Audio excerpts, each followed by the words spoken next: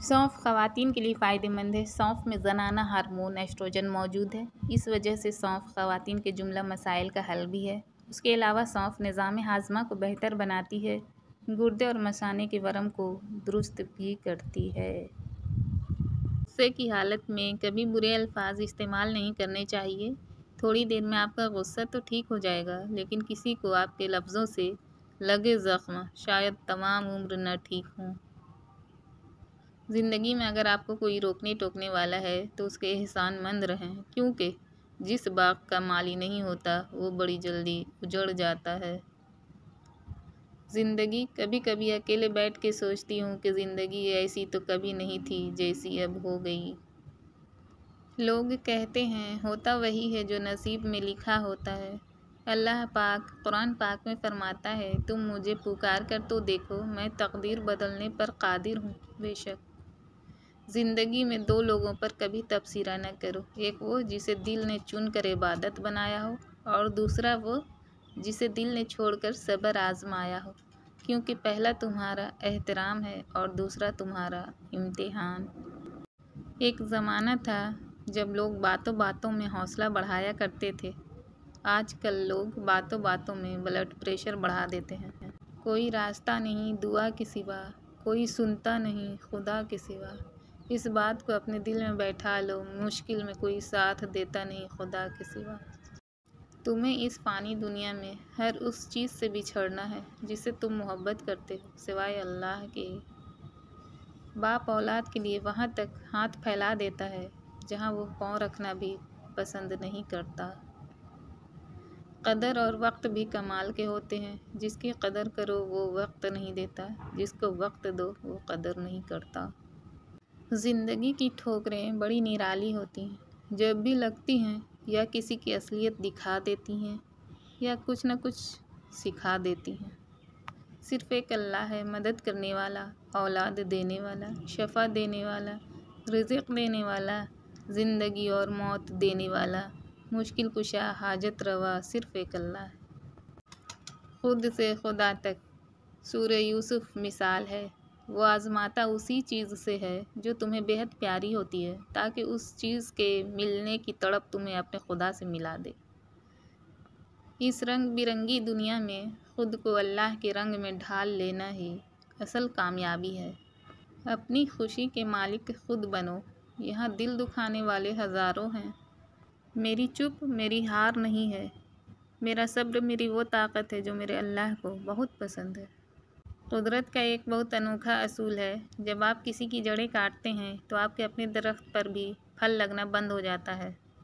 وضو نوجوانوں کی طرح کرو، نماز بوڑھوں کی طرح پڑھو، دعا بچوں کی طرح مانگو۔ زندگی چاہے آپ کو کتنا بھی تھکا دے لیکن کھڑے رہنا پڑتا ہے، اس لیے کہ کچھ لوگ آپ سے ٹیک لگائے ہوئے ہوتے ہیں۔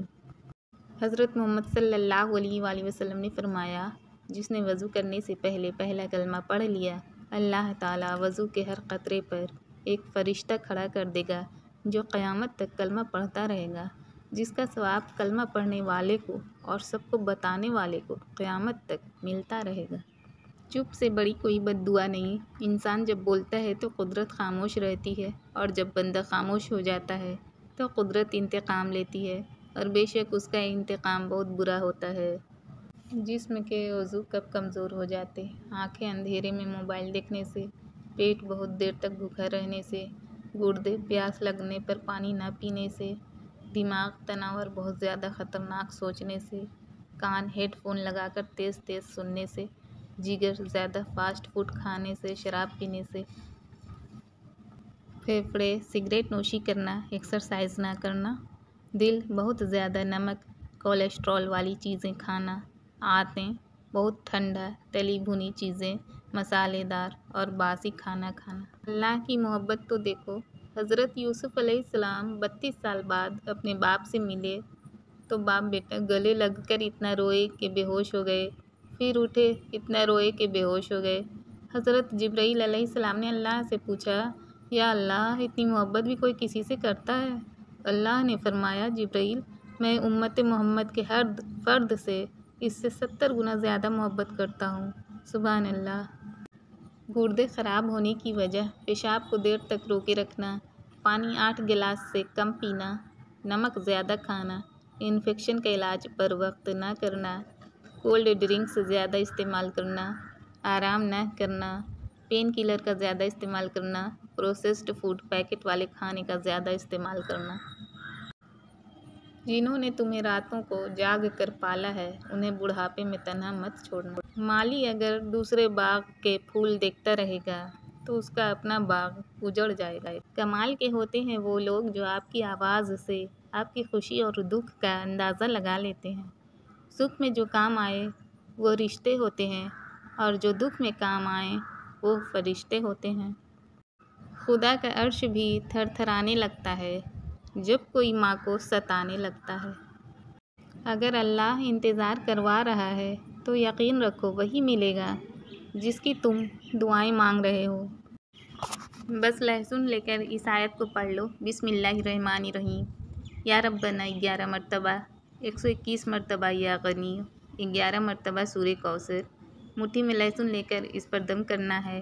لہسن اپنا رنگ بدل لے تو سمجھ لیں یہ آپ کی تقدیر بدلنے والی ہے۔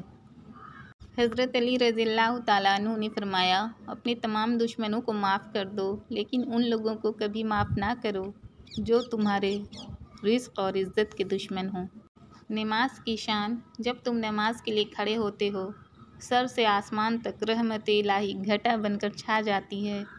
فرشتے تیرے چہرے کی طرف جمع ہو جاتے ہیں۔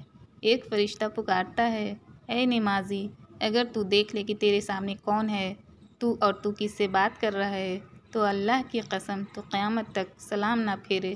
اللہ ہم سب کو 5 وقتی کا نمازی بنا دے، آمین۔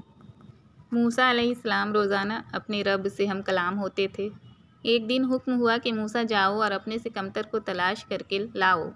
موسیٰ علیہ السلام نے حکم خدا سے ساری کائنات چھان ماری لیکن اپنے سے کم کسی کو نہ پایا۔ شام کو خالی ہاتھ لوٹے۔ اللہ پاک نے فرمایا، اے موسیٰ، اگر آپ ایک بکری کے بچے کو بھی لے آتے تو ہم آپ کو نبوت سے محروم کر دیتے۔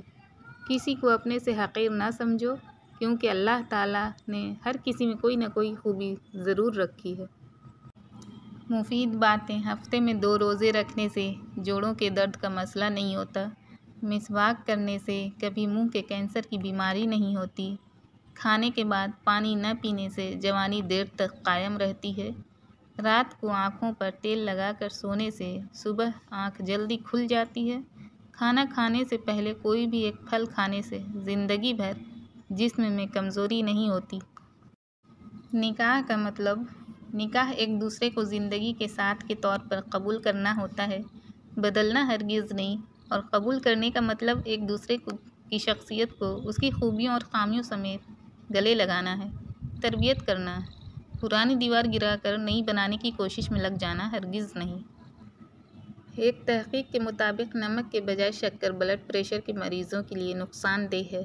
تحقیق کے مطابق شکر کی اہم مقدار دماغ کے اہم حصے پر اثر انداز ہوتی ہے جس کی وجہ سے دل کی دھڑکن میں تیزی اور فشار خون میں اضافہ ہوتا ہے۔